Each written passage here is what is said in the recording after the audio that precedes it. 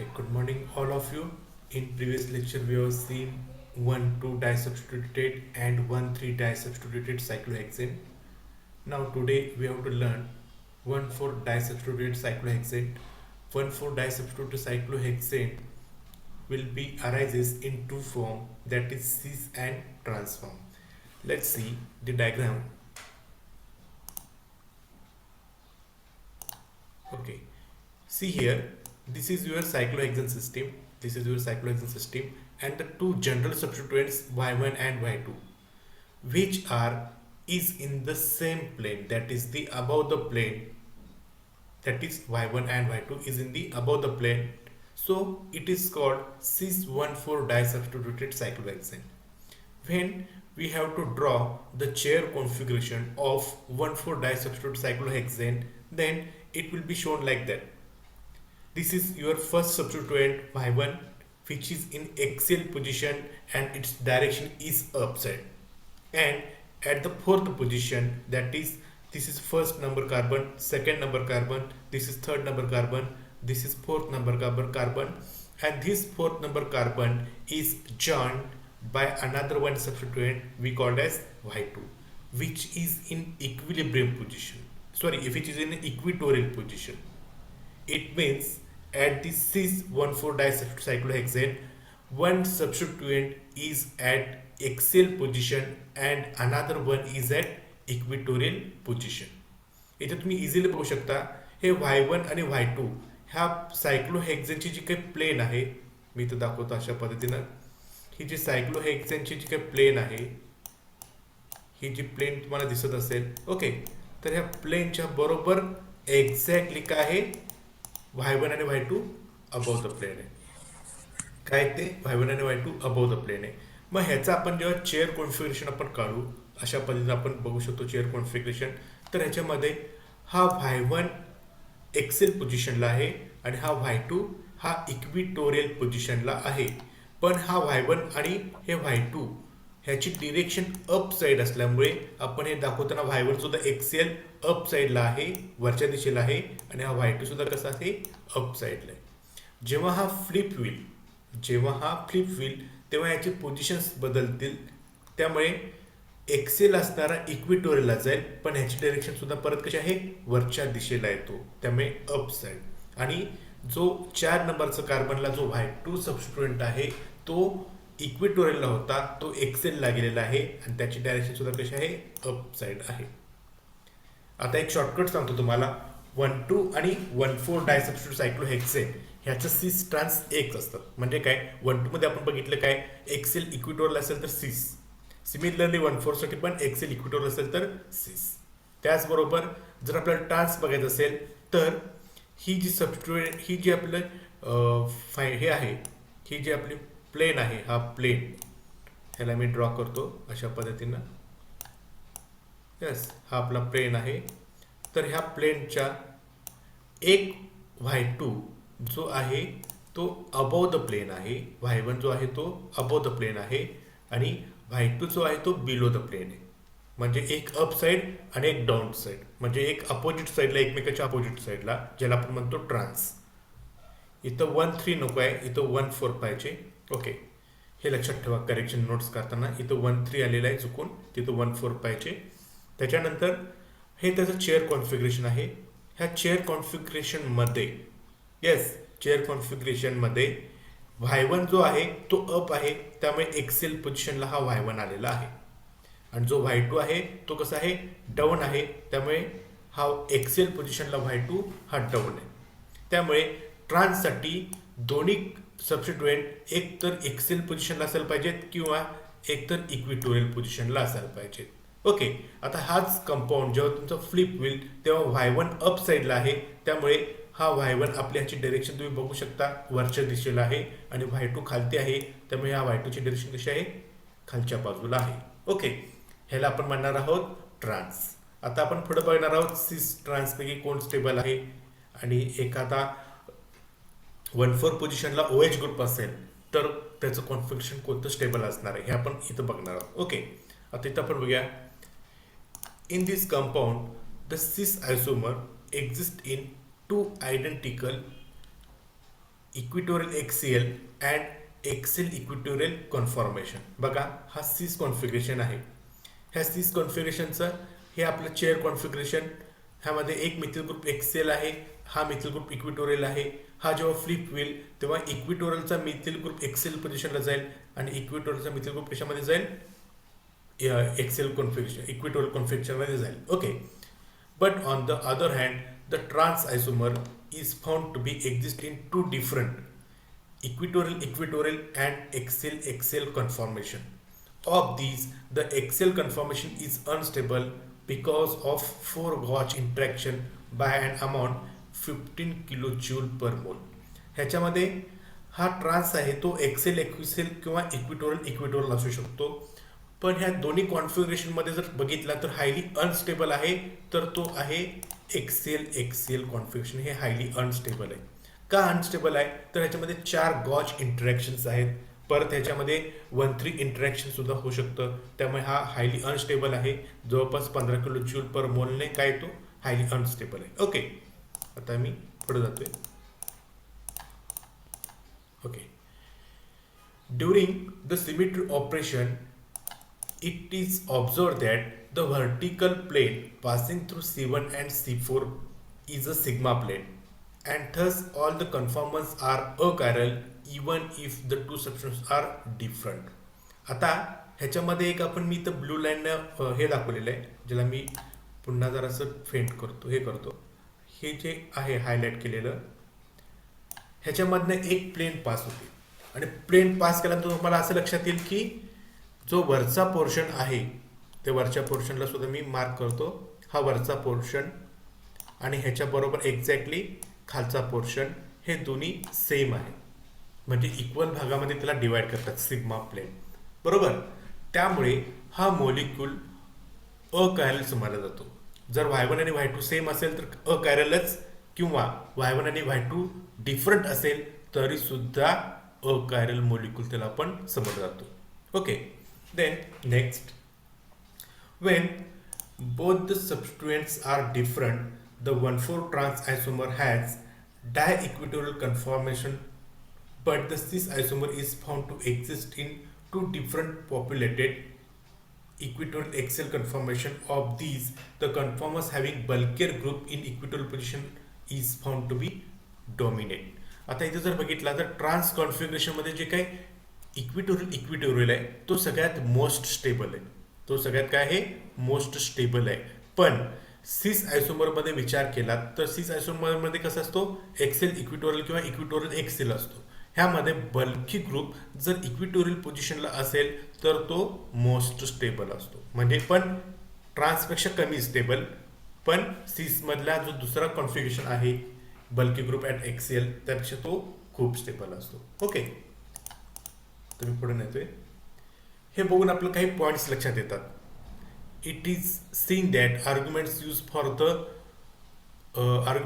For the di substitute cyclohexane can be also be applied to the higher substituted cyclohexane. ह्याच्यावर आपण higher substituted म्हणजे 3 substituted, 4 substituted cyclohexane, 5 substitute cyclohexane अशा पद्धतीने सुद्धा आपण काही पॉईंट्स काढू शकतो.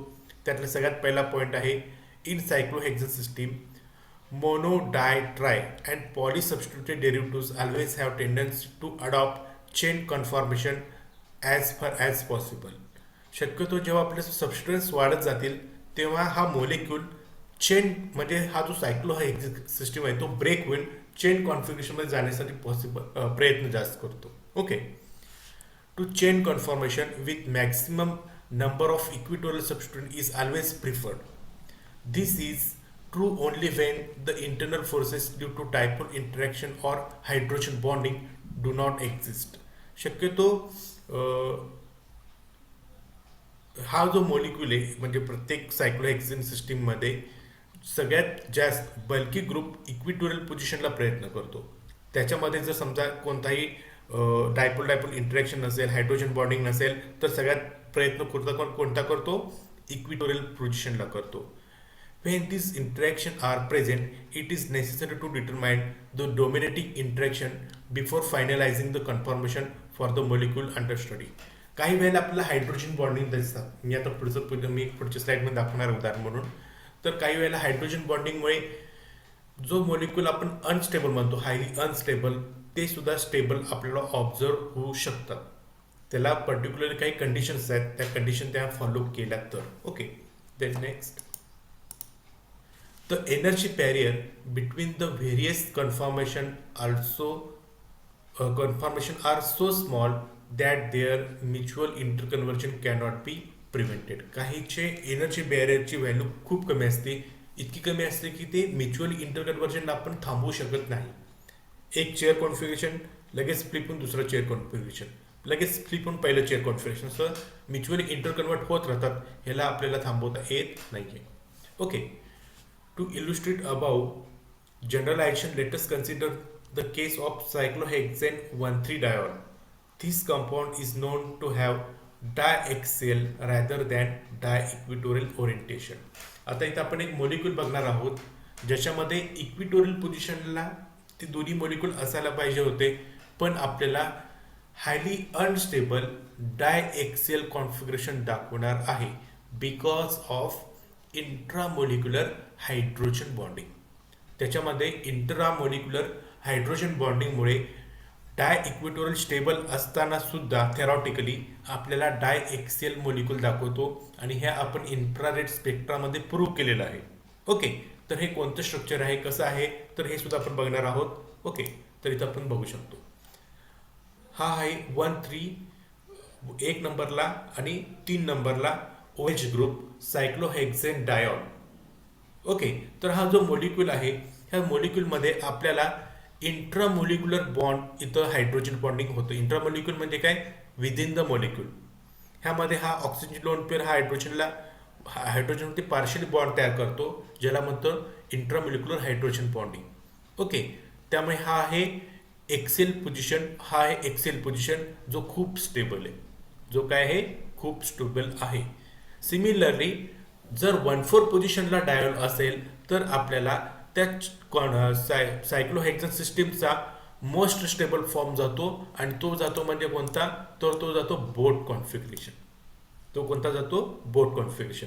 ह्याच्यामध्ये तुम्ही बघू शकता हा 1 नंबरला OH ग्रुप आहे, 4 नंबरला सुद्धा OH ग्रुप आहे, आणि हा ऑक्सिजन आणि हायड्रोजनमध्ये इंट्रामोलिक्युलर हायड्रोजन बॉन्डिंग तयार झालेला आहे. ह्याच्यामुळे काय होतं की हा मॉलिक्यूल जो आहे बोट कॉन्फिगरेशन चांगल्या पद्धतीने इंट्रामोलिक्युलर बॉन्ड तयार होण्यासाठी हा बोट कॉन्फिगरेशन जातो ट्विस्ट बोटमध्ये. कशामध्ये जातो, ट्विस्ट बोटमध्ये. आणि ट्विस्ट बोटमध्ये कसं असतो, नॉर्मली हायली अनस्टेबल इंटरमिडिएट असतो, पण 1,4 साठी आपल्याला सगळ्यात मोस्ट स्टेबल कन्फॉर्मेशन आहे ते म्हणजे ट्विस्ट बोट फॉर 1,4 डायोडसाठी. फक्त लक्षात घ्या, 1,4 सायक्लोहेक्झेन डायोडसाठी. अदरवाईज आपल्याला ट्विस्ट बोट स्टेबल कुठं ऑब्झर्व होत नाही, हा सुद्धा कधी आपल्याला ऑब्झर्व होत नाही. पण 1,3 डायोड असेल तर आपल्याला एक्सेल कॉन्फिगरेशन स्टेबल आहे. ठीक आहे, इथं आपला हा टॉपिक जवळपास संपलेला आहे. ह्याच्यामध्ये अजून एक पॉईंट जो मी आधी सांगितला होता पण तो मी शिकवलेला नाही आहे, तो म्हणजे अलीन आणि स्पायरेन. ते मी आता लगेच घेणार आहे आणि इथं आपला हा टॉपिक संपवणार आहे.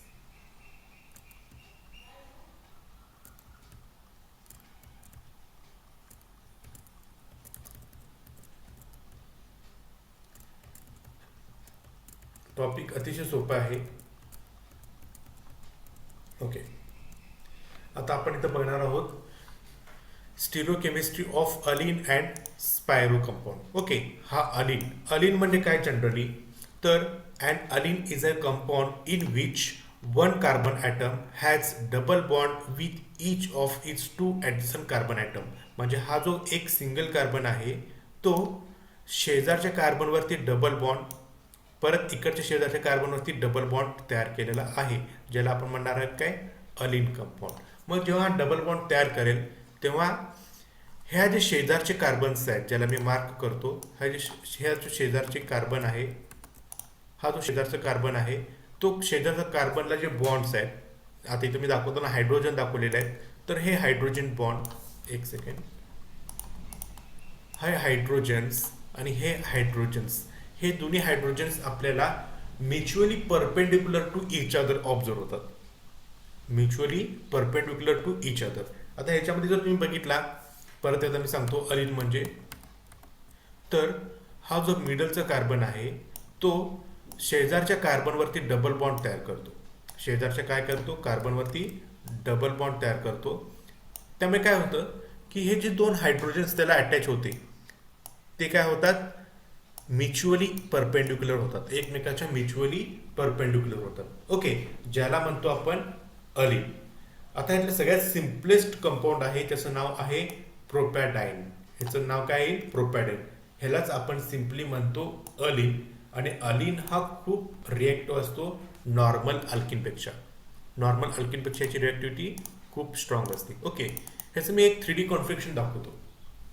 आता हा जो मधला कार्बन आहे, यस, हा मधला कार्बन शेजारच्या कार्बनवरती एक सिग्मा बॉन्ड, हा सिग्मा बॉन्ड आहे. इथं सुद्धा ह्या कार्बनवरती सिग्मा बॉन्ड तयार केलेला आहे. सिमिलरली एक पाय बॉन्ड आणि एक पाय बॉन्ड तयार केलेला आहे.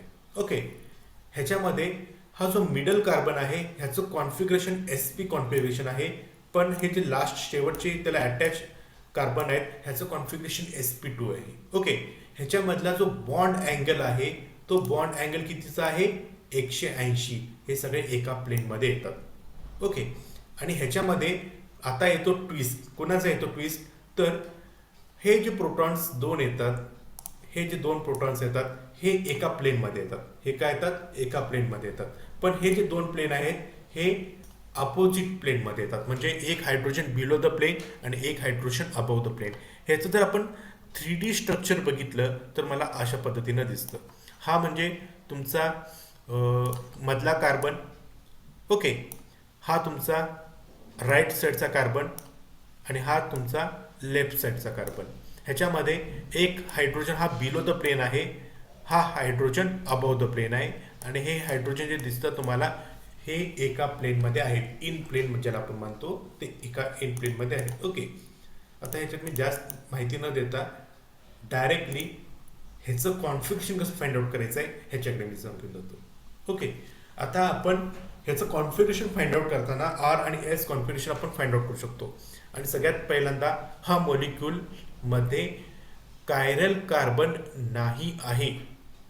This molecule do not have any chiral carbon, but the molecule is called as chiral molecule because it has two different planes. ह्याच्यामध्ये दोन वेगवेगळे प्लेन्स असल्यामुळे त्यांचं सबस्ट्रेंटचं नेचर बदलतं. त्यामुळे आपण म्हणतो in absence of chiral carbon. ह्याच्यामध्ये कायरल कार्बन नसताना सुद्धा मोलिक्यूलला कायरल ॲटम समजला जातो, कायरल मॉलिक्यूल समजला जातो. ओके, आता इथे एक जनरल रूल आहे. ओके, तर हे रूल बघा, आपल्याला R S configuration find out करण्यासाठी बघायचं आहे. सगळ्यात पहिल्यांदा ज्याला मी मार्क करतो तो बघा, जिथनं आपण बघणार आहोत तो फ्रंट कार्बन. जिथनं आपण बघणार आहोत तो फ्रंट कार्बन. फ्रंट कार्बनला दोन सबस्टिट्यूएंट असतात कारण की तो sp2 नेचर आहे, त्यामुळे त्याच्याकडे अल्किन असल्यामुळे दोनच बॉन्ड अवेलेबल आहेत. मग त्यातला सबस्टिट्यूएंट ए आहे त्याला ॲज पर CIP रूल, ज्याला आपण म्हणतो काय, कॅन इनगोल्ड प्रिलॉग रूल, ज्याला आपण म्हणतो CIP रूल. ए आणि बी मध्ये प्रायोरिटी द्यायला गेली तर पहिली प्रायोरिटी येईल एला आणि दुसरी प्रायोरिटी कुणाला येईल, बीला येईल. दुसरी प्रायोरिटी कुणाला येईल, बीला येईल. मग आता ए आणि बी, एला 1 नंबर, बीला 2 नंबर. त्याचबरोबर त्याच्या बॅक साईडला जो दिसतो, कारण की ते म्युच्युअली परपेंडिक्युलर मी म्हणतोय ना, ते म्युच्युअली परपेंडिक्युलर हे असे दिसतात. ह्याच्या बॅक साईडला जो मॉलिक्यूल आहे त्याच्यामध्ये परत प्रायोरिटी द्यायची. इथे मी प्रायोरिटी देतो जेणेकरून तुम्हाला लक्षात येईल. ह्या एला 1 नंबर, ह्या बीला 2 नंबर. ओके, आणि बॅक साईडला जो आहे त्याला तुम्ही परत एला 1 म्हणू शकता किंवा 3 म्हणू शकता. 1 म्हणू शकता किंवा 3 म्हणू शकता, तुम्हाला जे म्हणता येईल ते म्हणा. आणि बीला तुम्ही 2 म्हणू शकता किंवा 4 म्हणू शकता. मग तुम्ही रोटेशन बघायचं, 1 2 3.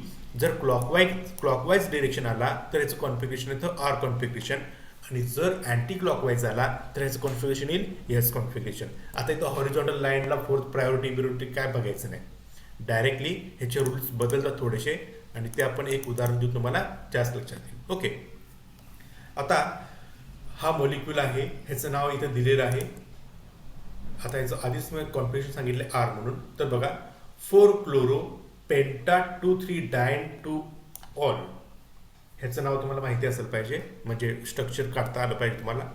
तर हा त्याचं स्ट्रक्चर झालं. हा OH, हा मिथिल ग्रुप, हा क्लोरीन, परत इथं मिथिल ग्रुप. ओके, आता ह्याचं आपल्याला कॉन्फिगरेशन फाइंड आउट करायचं आहे. हे फाइंड आउट करताना तुम्ही कसं असायला पाहिजे, ह्या मोलिक्यूलला, यस, ह्या मोलिक्यूलला साधारणतः तुम्ही असा इथं उभारलेला आहात, असं तुम्ही इथं उभारलेला आहात आणि तुमची नजर आता इथून अशी जायला पाहिजे. इथं मी डोळा चित्र काढलेलं असतं. ओके, जेव्हा तुम्ही ह्या प्लेनमधनं बघताय, ह्या प्लेनमध्ये जेव्हा तुम्ही बघताय तेव्हा तुम्हाला कसं दिसेल, इथं तुम्ही उभारलेला आहात, यस, इथं तुम्ही उभारलेला आहात आणि ह्या तुमच्या हे तुमचे डोळे आणि हे डोळ्याने तुम्ही अशी नजर देताय एका प्लेनमध्ये, तेव्हा तुम्हाला कसं दिसतात, हा तुमचा फ्रंट कार्बन, म्हणजे हा तुमचा फ्रंट कार्बन. ओके, हा कार्बन. त्याच्या वरच्या बाजूला इन प्लेनमध्ये आहे OH आणि खालच्या प्लेनमध्ये आहे मिथिल ग्रुप. इथं हा तुमचा OH आणि हा तुमचा मिथिल ग्रुप. त्याच्यानंतर तुम्हाला असं लक्षात येईल की ब्लॅक म्हणजे पुढचा कार्बन हा दिसणार नाही, त्याच्यानंतर हा सुद्धा दिसणार नाही. जो तुमचा हा आहे हा कार्बन, जो आहे तो हा कार्बन. ओके, मग इथं बघितल्यानंतर तुम्ही असं बघताय, ही तुमची ह्या साईडला, म्हणजे आता तुम्ही कसं विचार करता त्याच्यावर डिपेंड आहे. तर ह्या मॉलिक्यूलमध्ये तुम्ही जेव्हा बघताय तेव्हा वरची दिशा ही असणार तुमची लेफ्ट साईड. कोणती असणार आहे, लेफ्ट साईड असणार आहे. ओके, आणि खालची कोणती असणार आहे, राईट साईड. मग लेफ्ट साईडला कोण आहे तुमचा, लेफ्ट साईडला क्लोरीन आहे, त्यामुळे इथं क्लोरीन. आणि राईट साईडला कोण आहे, CH3 ग्रुप. ओके, आता आपण ह्याला काय करणार आहोत, प्रायोरिटी देणार आहोत. आता आपण ह्याला काय करणार आहोत, प्रायोरिटी देणार आहोत. ओके, OH ला एक प्रायोरिटी, पहिल्या कार्बनचा OH ला एक प्रायोरिटी, दुसरा मिथिल आहे त्याला, त्यामुळे दुसरी मिथिल. आता बॅक साईडचा कार्बन त्याला कोण आहे, क्लोरीन, त्यामुळे ह्याला 3 आणि मिथिल आहे त्याला 4. मग आता बघा कसा रोटेट होतो तो, 1 2 3 क्लॉकवाईज डिरेक्शन रोटेट होतो, त्यामुळे ह्याचा कॉन्फिगरेशन येईल आर कॉन्फिगरेशन. हेच फक्त बदल काय केलेला आहे, हा methyl group below the plane घेतलेला आहे आणि हा क्लोरीन अबव द प्लेन घेतलेला आहे. वरची बाजू म्हणजे लेफ्ट साईड, खालची बाजू म्हणजे राईट साईड. ओके, ही लेफ्ट साईड आणि ही राईट साईड. बघताना हा OH सेम एका प्लेनमध्ये दिसतील. लेफ्ट साईडला मिथिल आहे, राईट साईडला क्लोरीन आहे. एक OH पासून रोटेशन 2 आणि क्लोरीनवरती 3, त्यामुळे याचं कॉन्फिगरेशन काय येईल, येस कॉन्फिगरेशन येईल. कोणतं कॉन्फिगरेशन येईल त्याचं, एस कॉन्फिगरेशन येईल. ओके, अशा पद्धतीने आपण बरेच उदाहरणं सोडवू शकतो. सिमिलर रूल तुम्ही अप्लाय करा. त्याच्यानंतर आपण बघणार आहोत स्टेरिओकेमिस्ट्री ऑफ स्पायरो कंपाऊंड, ज्याला आपण म्हणणार आहोत स्पायरेन. ओके, आता स्पायरेन आणि अलिनमध्ये काय फरक आहे, तर इथं तुम्ही बघू शकता, मी एक ड्रॉ करतो तिथे. हा तुमचा अलिन आहे, लक्षात घ्या. हा अलिन मधला मधला कार्बन आहे. ओके, तर हा तुमचा हा मधला कार्बन. त्याच्यानंतर जे 2 कार्बन्स आहेत त्याला मी वेगळा कलर दाखवतो. हा जो कार्बन आहे आणि हा जो कार्बन आहे तो इथला कार्बन आणि हा इथला कार्बन.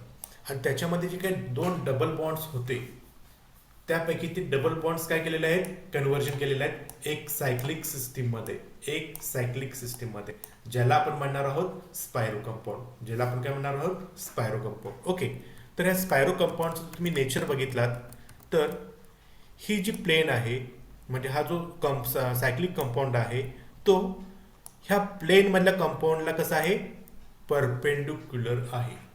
आता हे मी कसं ड्रॉ करू शकतो तुम्हाला समजेल म्हणून असं एखादं,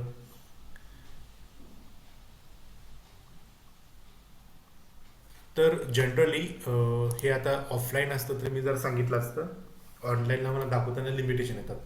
ही जी आहे एका प्लेनमध्ये आहे, ही जी आहे ती एका प्लेनमध्ये आहे. ओके, आणि ही जी आहे ही बिलो द प्लेन आहे आणि ही अबव द प्लेन आहे.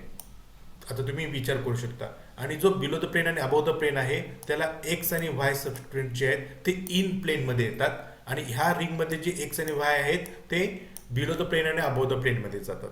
म्हणजे हे 2 कंपाऊंड, सायक्लिक कंपाऊंड रिंग जे आहेत ते म्युच्युअली परपेंडिक्युलर आहेत, आणि म्युच्युअली परपेंडिक्युलर असल्यामुळे एक्स आणि वाय जी above the below the plane आहे त्याचे एक्स आणि वाय प्लेनमध्ये येतील, आणि जे प्लेनमध्ये आहेत त्याचे एक्स आणि वाय अबोव द प्लेन आणि बिलो द प्लेन मध्ये जातील. ओके, ह्याचं मला एखादं नवीन एक्झाम्पल मिळालं तर मी कदाचित तुम्हाला दाखवतो इंटरनेटवरती सर्च करून, जे तुम्हाला समजेल असं. ठीक आहे, तर आता आपण बघूया. ह्या मोलिक्यूल कायरल आहे because in spirane the two rings are mutually perpendicular to each other and they are not planar. ते एका प्लेनमध्ये नाही आहेत आणि म्हणूनच हा स्पायरल कसा आहे, कायरल मोलिक्यूल आहे. ओके, कायरल मोलिक्यूल आहे.